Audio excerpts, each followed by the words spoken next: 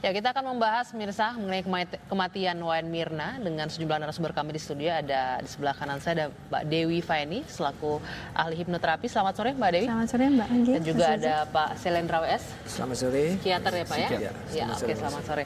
Sebelum kita nanti berbincang ini Mbak Dewi kan bisa melihat dari gesturnya apa yang janggal, ada yang aneh mungkin. Kita akan saksikan terlebih dahulu bagaimana perbincangan kami dengan Jessica yang direkam beberapa waktu lalu.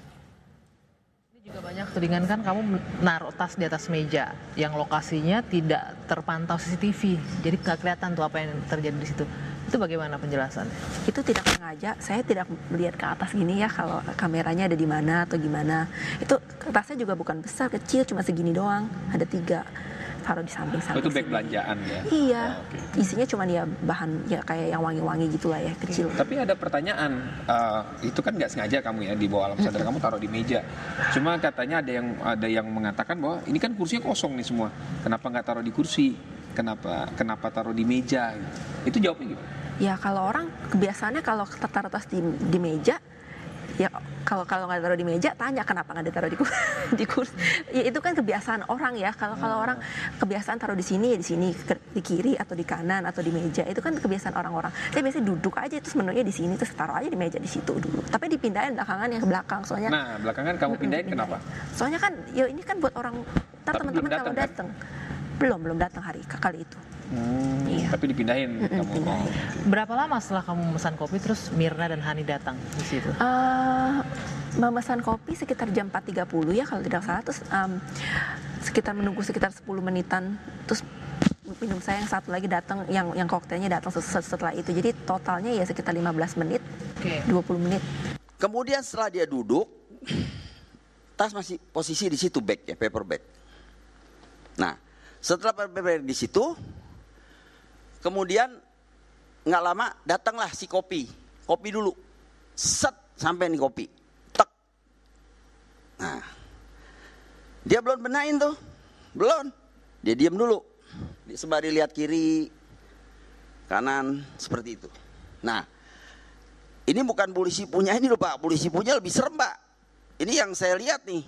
Nah, setelah dia gini kanan, nggak lama dia tunggu, sabar dia.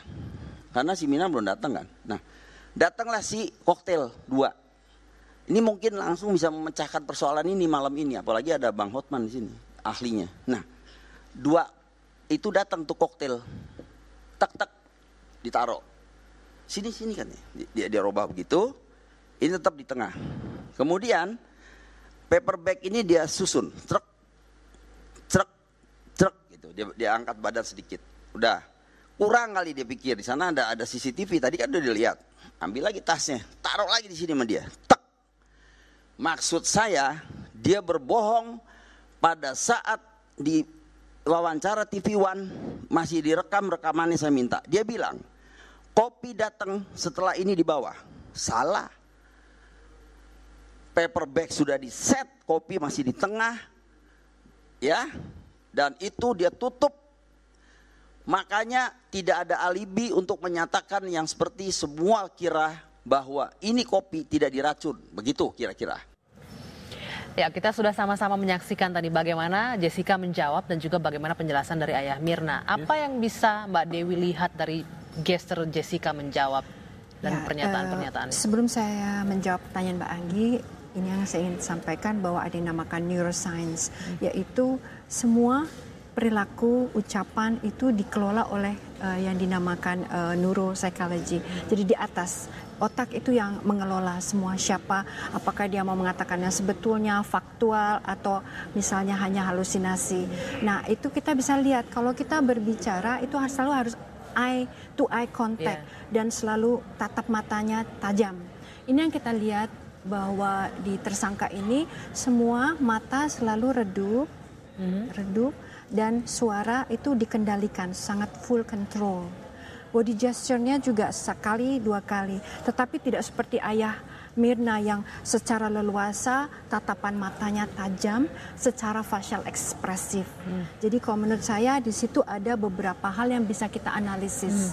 Apakah di sana ada faktor inkonsistensi pertama, apakah di sana ada faktor menyembunyikan fakta, itu bisa kita pelajari analisis dari facial ekspresi.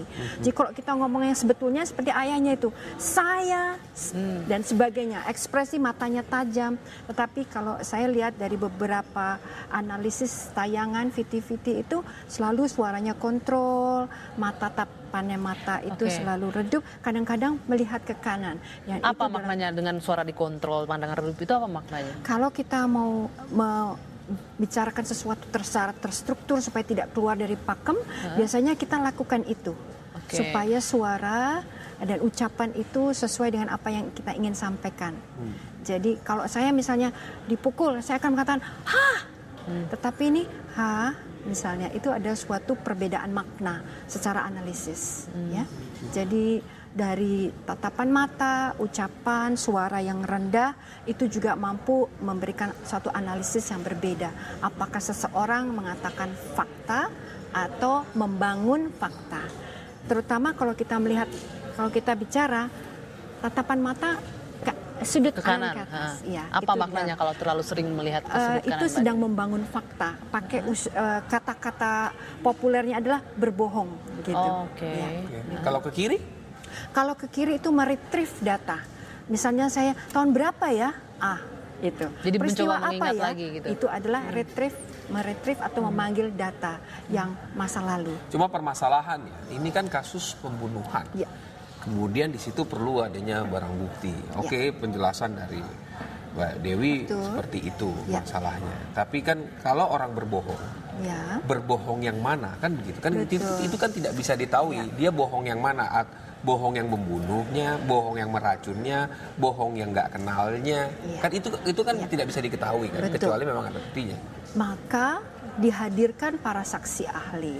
Saksi-saksi itu adalah psikolog, psikiater, ahli forensik misalnya, ahli grafologi, yang gestural, itu adalah pakem-pakem di mana mereka mempunyai sertifikasi ini yang absah, bukan dukun ya, maksud saya mereka ini memegang tadi profesi untuk bisa melakukan apa yang dinamakan tes kejiwaan untuk mendeteksi seberapa jauh faktor kebohongan, apakah seseorang itu adalah pathological liar atau pembohong patologis atau apa, karena semakin dia berlatih berbohong dan menjadikan itu menjadi karakter, maka akan sulit untuk bisa mendeteksi itu, kecuali para profesional yang memiliki alat atau barometer untuk mentes sejauh mana kejiwaannya. Bicara soal kejiwaan berarti Pak Shailendra nih ya, Pak Shailendra. Soal kejiwaannya dari Jessica yang Bapak lihat selama ini dari wawancara di televisi, kemudian dari wawancara di ayahnya tadi Dermawan Salihin, itu kalau yang Anda tangkap Pak, Jessica ini seorang yang bagaimana kejiwaan? Jadi kejiwaannya kalau saya melihat ya gini, saya melihatnya dengan ketenangannya itu sendiri ya, untuk menjawab semua ini ya kan. Dengan ekspresi kan itu bisa dua hal ya, bisa memang dia tidak melakukan itu, ya kan itu. Bisa dia berarti memang dia tidak melakukan, ya saya tenang aja, meskipun sebetulnya kalau tidak melakukan di counter seperti itu ada juga sih kecemasannya, tapi bentuk kecemasannya beda dengan kecemasan kalau dia memang melakukan tapi kemudian disorot masyarakat gitu ya. Nah yang kedua memang dia dua hal ya, tidak melakukan atau memang dia memang sudah terbiasa dengan hal seperti itu gitu loh. Misalnya ya, jadi memang di dalam keluarga itu mungkin dari kecil itu sudah biasa dengan kebohongan-kebohongan, biasa melakukan hal-hal yang sifatnya crime kecil-kecilan lah ya, misalnya ngambil barang lah apa gitu, itu sudah biasa. Sehingga menghadapi hal seperti itu menjadi hal yang sudah biasa gitu kan, itu juga bisa. Pak Shailendra mungkin juga mengamati Jessica ini kan maraton tampil di hampir semua televisi ya. Apa yang bisa ditangkap dari itu dengan dia sangat lancar bercerita, lancar mengcounter semua pertanyaan dari media? Ya kalau saya melihatnya semua ini kan sebetulnya kan ada juga usaha dia kan. Tapi memang ini kan semua kan tidak terbuka gitu loh. Kita nggak tahu usaha apa yang dipakai untuk mengcounter hal seperti itu. Ya kan? Memang kan dalam kejiwaan kita nggak bisa melakukan suatu judge atau diagnosis tanpa kita melakukan pemeriksaan secara langsung. Nah itu yang saya harapkan memang di dalam semua ini, di dalam proses ini sekarang ini juga dilakukan pemeriksaan kejiwaan. tes kejiwaan dan itu dilakukan oleh psikiater forensik. Itu nanti bukan hanya pemeriksaan. Apa yang bisa didapat dari psikiater forensik itu, Pak? Ya, itu bisa macam-macam tergantung ya kan. Tapi bisa saja misalnya di situ didapatkan bahwa misalnya ini seorang psikopat misalnya. Bisa dari wawancara menganalisa dari langsung wawancara ketahuan. dan tes itu ada, tapi itu harus khusus ya. Okay. Jadi biasanya yang melakukan adalah psikiater forensik dan itu dilakukan di dalam suatu tim dan itu memakan waktu paling tidak 14 hari. Minimal dari dalam waktu itulah dilakukan pemeriksaan.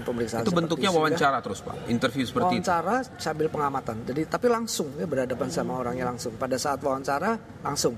Jadi bukan hanya melihat dari TV tapi langsung. Nah, dari situ juga dilakukan tes-tes psikiatri. Oke, Pak Selendra, Anda tentunya sudah berpengalaman untuk menganalisa apakah orang psikopat atau tidak, ada memiliki gangguan kejiwaan atau tidak. Mungkin bisa dijelaskan nanti, kalau orang misalnya psikopat terbaca dari apanya, bisa dijelaskan Pak ya. Tapi nanti kita lanjutkan, kita jeda sejenak. Kabar Petang akan kembali sesaat lagi.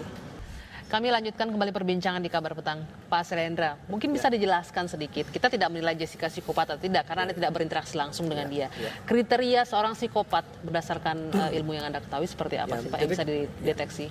Psikopat itu kan sebenarnya suatu personality disorder, suatu penyimpangan dari kepribadian gitu ya, kepribadian seseorang. Nah, yang paling sering muncul adalah dia sering melakukan suatu tindakan-tindakan kriminal yang melanggar hukum. Sering itu. Kalau dilihat riwayat ke belakangnya, seorang psikopat itu sering melakukan hal itu dan itu dilakukan dengan enak aja gitu, dengan tenang aja. 1, 2 sering berbohong dia. Berbohong itu menjadi hal yang lumrah buat dia kan, terbiasa dengan berbohong dan sebagainya itu. Yang ketiganya dia tidak ada tanggung jawab terhadap keluarga, terhadap lingkungan dan sebagainya, itu nggak ada tanggung jawab dia, karena dia merasa bahwa semua itu adalah untuk kepentingan dirinya. Nggak masa bodoh dengan orang lain, yang penting dirinya senang, ya, cukup enak gitu, masa bodoh. Yang ketiga nggak bisa berempati pada orang lain, dia sama sekali nggak bisa berempati. Nah, Mbak Dewi, kalau Anda sendiri melihat Jessica berempati atau tidak dari beberapa tayangan yang dilihat?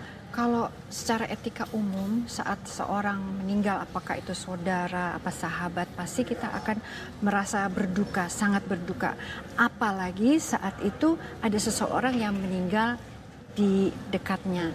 Maka seharusnya yang ditampilkan dari facial expression atau gestural adalah mata redup, tubuh tidak menantang gitu ya. Kalau saya lihat di beberapa tayangan dia kelihatan tersenyum, terus seperti tidak ada apa-apa. Itu menurut saya adalah suatu perilaku yang anomali. Jadi tidak ada perasaan berduka. Secara umum saya lihat itu dari beberapa saksi semua memiliki reaksi yang hampir sama. Bahkan saya tahu ibu dari almarhumah itu tidak mau berinteraksi sama sekali hingga sekarang. Jadi itu menurut saya adalah suatu reaksi spontan yang positif, yang memang umum. Tapi kalau kita punya sahabat meninggal terus kita tertawa, tersenyum, itu menurut saya ada suatu perilaku yang sangat tertekan karena tuduhannya ke dia. Jadi dia sudah tidak lagi merasakan sesuatu lagi karena sudah sibukkan nih tuduhannya ke dia gitu. Jadi kok menurut saya ini yang perlu kita analisis. Anomali, setiap orang yang stres, depresi, biasanya dia tidak bisa tidur, dia ada gangguan makan, ada gangguan semuanya. Tetapi kalau menurut saya ini ada beberapa analisis menurut saya yang agak-agak sedikit anomali. Dia bisa berbicara runut, dia bisa tersenyum. Orang depresi tidak begitu. Orang depresi pasti kelihatan tubuh dan facial ekspresinya itu pasti droopy, seperti orang yang disorder.